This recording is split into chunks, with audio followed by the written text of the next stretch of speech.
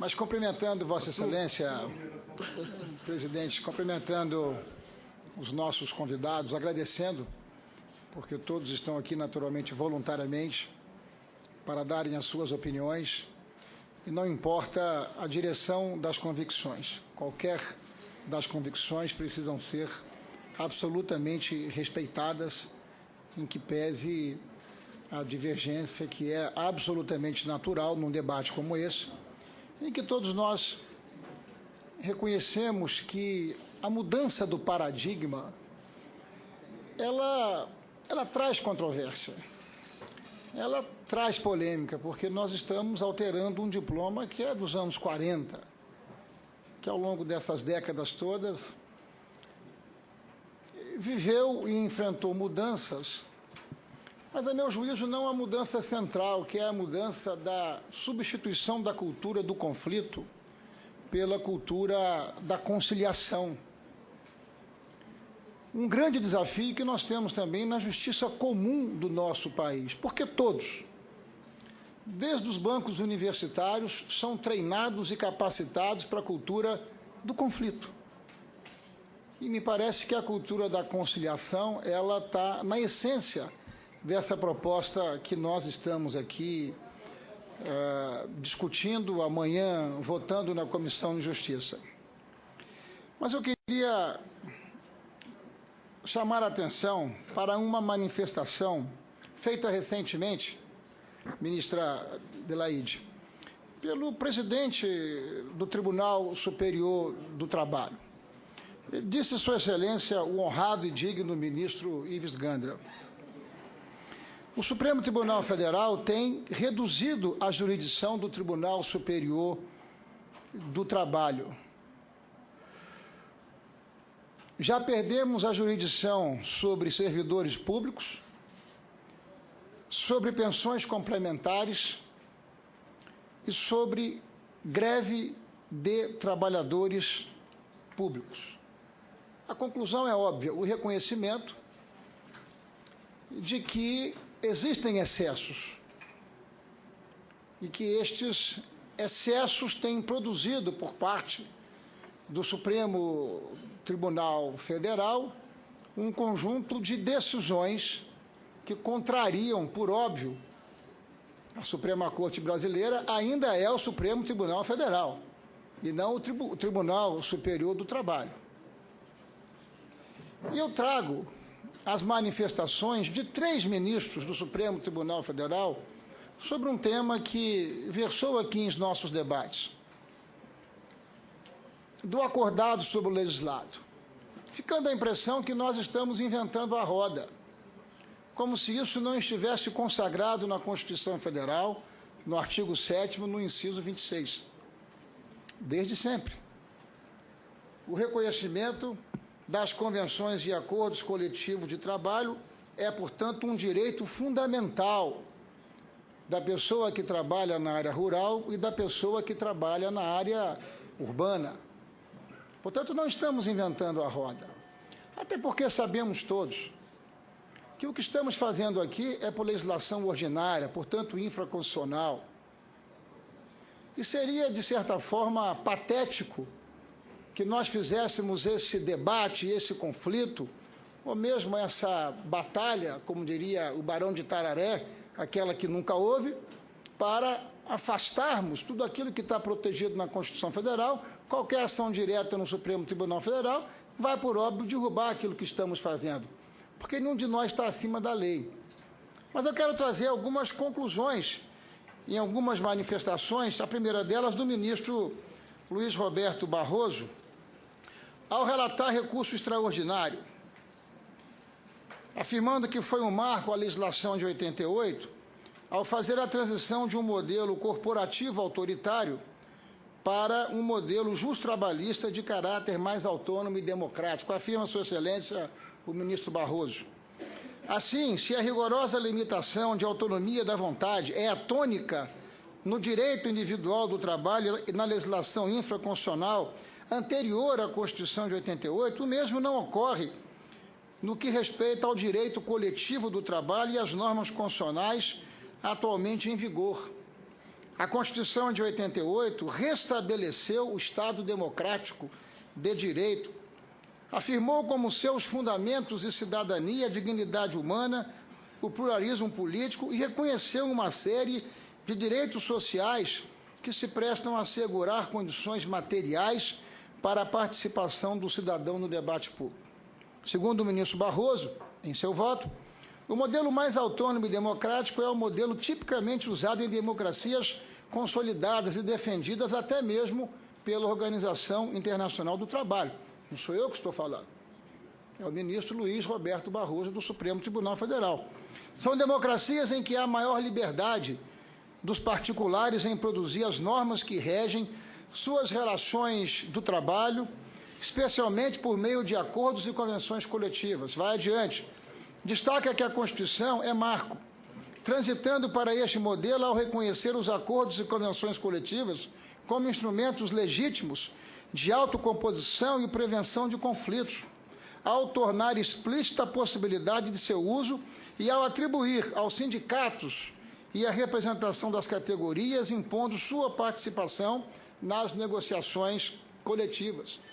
De igual forma, o ministro Gilmar Mendes, é preciso destacar desde pronto que a jurisprudência do Supremo Tribunal Federal, salvo o melhor juízo, jurisprudência que precisa continuar tendo repercussão geral, porque não há civilização onde o meu direito não termina onde começa o do meu semelhante. Então, é preciso destacar desde pronto que a jurisprudência do Supremo Tribunal Federal tende a valorizar a autonomia coletiva da vontade e da autocomposição dos conflitos trabalhistas, nos termos do artigo 7º, 26 da Constituição Federal. Ou seja, o princípio e a orientação das nossas leis trabalhistas, que não apenas foram, mas são fundamentais, são de um tempo em que o governo ou o Estado se achava no direito e até na obrigação de tutelar as relações individuais, as relações coletivas e, por que não, as relações do trabalho. Esse tempo não existe mais. Se nós olharmos para o mundo que continua tutelando as relações trabalhistas nesse nível, é só observarmos se esses países e essas sociedades estão evoluindo no limite de produzir ou construir prosperidade compartilhada. Eu acho que não. Mais adiante, eu trago também aqui manifestação do sempre saudoso ministro Teori Zavascki, que também se manifestou sobre o tema. Da mesma forma, o ilustre ministro Teori Zavascki, ao relatar recurso extraordinário de número 895-759, reiterou que esta Corte conferiu especial relevância ao princípio da autonomia da vontade no âmbito do direito coletivo do trabalho. Portanto, é isso que estamos fazendo, regulamentando o que está consagrado na Constituição Federal. E o artigo 611-A e B define o que é lícito e o que é ilícito. E o que é ilícito é o que está consagrado na Constituição Federal como direito fundamental. Portanto, eu queria um comentário de Vossa Excelência sobre essas manifestações de Suas Excelências, os ministros do Supremo Tribunal Federal, em relação a esse tema, e também a manifestação do honrado e digno presidente do Tribunal Superior do Trabalho, o ministro Ives Gandhi. E a consideração que faço de que o que estamos fazendo aqui, estamos fazendo por lei ordinária. Lei ordinária afasta o que está consagrado na Constituição Federal.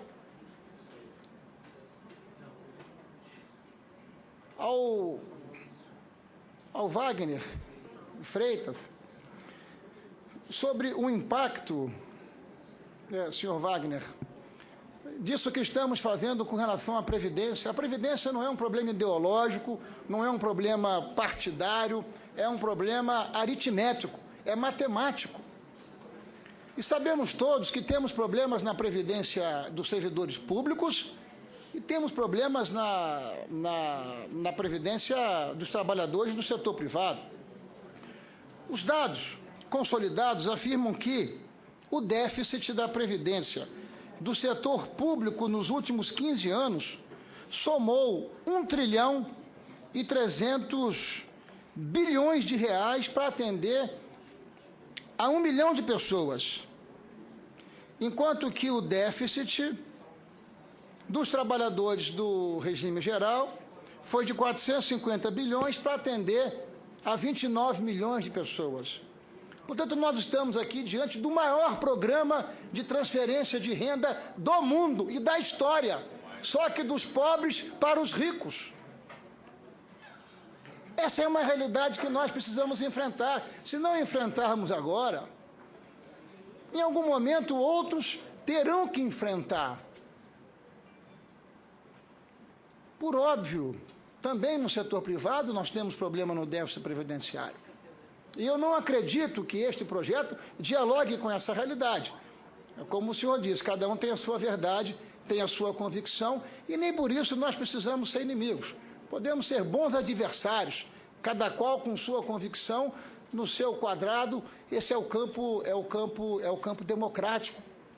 Mas sabe o senhor, como importante líder da Central Única dos Trabalhadores, que mesmo no período em que nós crescemos 7,5%, um período de quase pleno emprego, ainda naquela conjuntura, naquela circunstância, nós enfrentávamos deformações estruturais do mercado de trabalho do nosso país. O mais perverso deles, a meu modesto juízo, a informalidade. O relator, o eminente deputado Rogério Marinho, afirmou aqui: somos 140 milhões de brasileiros em idade laboral, idade para trabalhar. Desses, 50 milhões estão protegidos. 11 são servidores públicos, 39, grosso modo, eu estou aproximando os números, são trabalhadores do setor privado. Mas 90 milhões de brasileiros ou estão desempregados ou estão precarizados. Estes, a meu juízo, são os verdadeiros precarizados do mercado de trabalho em nosso país, doutor Ronaldo. Porque estes não têm direito a nenhum dos benefícios que estão consagrados na nossa Constituição Federal: carteira de trabalho, 13º, 30 dias de férias, tantos e tantos outros, naqueles 34 incisos. Mas esses, quem os defende? Quem levanta a sua voz para defender esses verdadeiros e legítimos precarizados das terras brasileiras? Este projeto é uma bala de prata? Por óbvio que não. Esse projeto vai resolver o problema do desemprego em nosso país? Óbvio que não. Até porque, sejamos sinceros, nós estamos mergulhados na maior crise econômica, com o maior reflexo social da nossa história, mas isso não é por gravidade. Isso é por uma coleção de equívocos econômicos que pautou o nosso país nos últimos anos, sobretudo por grandes e fortes inclinações ideológicas que não dialogavam com a realidade do nosso país. Ou a crise que estamos enfrentando é produto da gravidade? Não. A orientação econômica nos últimos anos só faltou querer fazer chover de baixo para cima. E sabemos nós que fazer chover de baixo para cima é muito difícil. Mas o país foi submetido a orientações econômicas absolutamente equivocadas, que produziram como consequência essa realidade.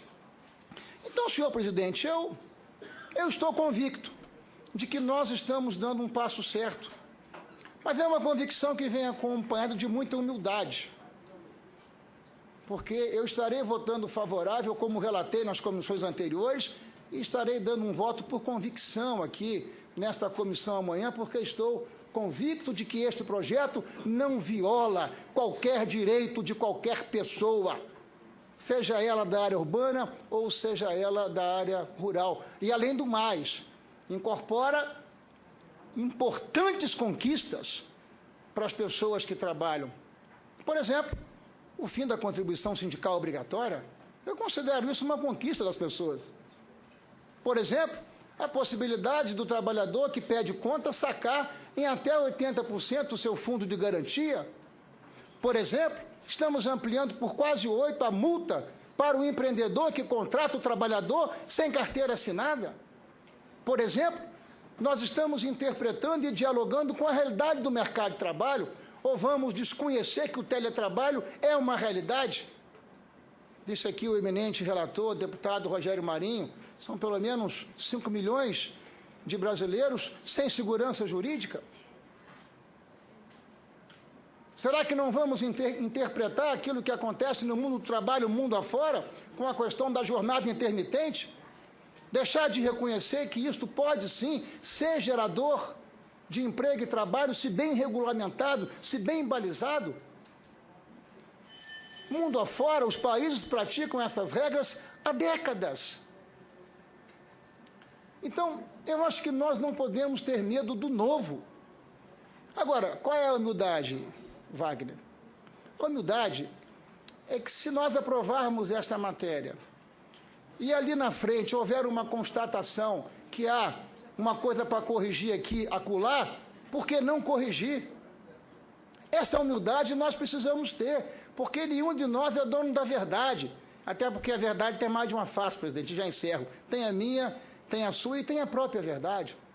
Então, se algum passo, doutor Ronaldo, doutora Adelaide, doutor Rodrigo, se algum passo for dado aqui que na prática produzir alguma consequência fora daquilo que estamos imaginando, nós podemos retificar, por que não? Agora, não podemos ter medo do novo, e eu acho que, sinceramente, esse aperfeiçoamento, me perdoe, não há déficit democrático, porque há décadas o Brasil discute a necessidade de aperfeiçoar a sua legislação. Isso não é um projeto de propriedade do presidente da República ou tampouco do seu governo. Isto é um projeto que interessa ao Estado brasileiro para melhorar a eficiência da economia brasileira. Portanto, essa é a minha impressão, a minha convicção, e eu agradeço, senhor presidente, a condescendência de Vossa Excelência em permitir que eu pudesse me expressar, indo além do tempo que Vossa Excelência inicialmente estabeleceu. Muito grato a Vossa Excelência e aos nossos convidados, que, por certo, trazem aqui as suas contribuições, e elas são importantes para a formação e para a massa crítica. Muito agradecido.